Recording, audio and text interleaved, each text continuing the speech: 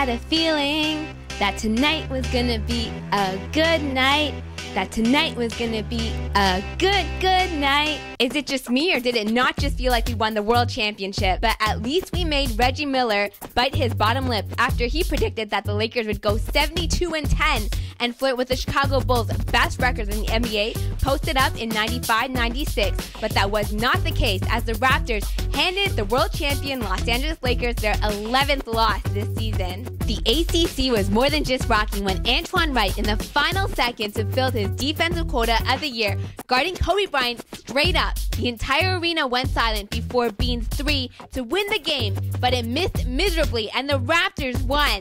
All the hands were up in the air and we were hugging and high-fiving complete strangers as this game goes down in the books as one to remember. There's one thing I question. We have a lot of fans in the T-Dot who are draped in yellow and purple, and I'm scratching my head wondering why. And to my disgrace, I had to sit next to one. But for all those Lakers fans who came out of the woodwork on Sunday, I agree with Chris Bosh when he says that they should be hounded by those Raptors fans in the close victory. While the whispers have already surfaced about trade scenarios, possibly with a poor man's Chris Bosh, Andrew Bynum, who was practicing his defensive skills before the tip, he did square off a one Chris Bosh, who is part of these trade scenarios, but Andrew Bynum did hold his own, except when he was triple teamed by the Raptors and had nowhere to go. He can learn a thing or two from Chris Bosh in this instance, while of course there were faint chants of MVP for none other than the Black Mamba himself, Kobe Bryant, that reigned through the ACC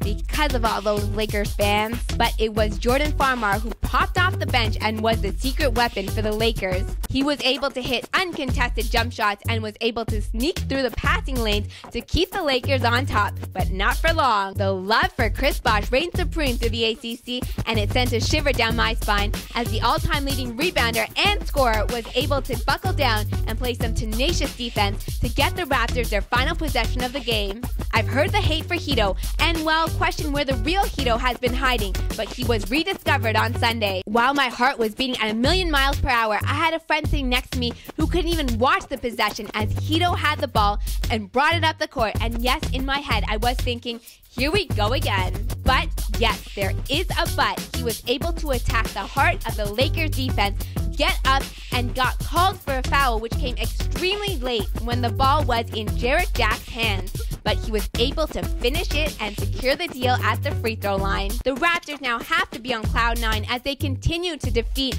tough teams in the West at home, like the Dallas Mavericks and the San Antonio Spurs, and not to mention now the Los Angeles Lakers. What about the play of Marco Bellinelli, who was a major factor in this game as he was standing his ground, guarding Kobe and not letting him get in his way, and jacking up a huge assist to my main man, Amir Johnson. Though there were moments of frustration that could be seen all over Pau Gasol's face as he pounded the ball hard in disgust. And Marco Bellinelli, well, he was angered as he hit the net going into the timeout. But for Bellinelli, he knew he was hot from the perimeter and he hit a huge three, foistering a standing ovation. While at work prior to the tip of this game, my friend Ronnie and I were discussing the last time the Raptors had won against the Lakers. It had come 2 years ago when a young Chris Bosh had faced off against a young Ronnie Turioff. My, how the Raptors have grown since then. Just like how Oprah has her favorite things episode, this is my favorite game episode because nothing beats beating the world champion Los Angeles Lakers. The Raptors are now one game above 500, and they get back at it facing none other than Dwayne Wade and the Miami Heat, which all take place at the ACC on Wednesday night. Thanks again for joining me inside the Purple Room, and I will see you again next time. Woo-hoo.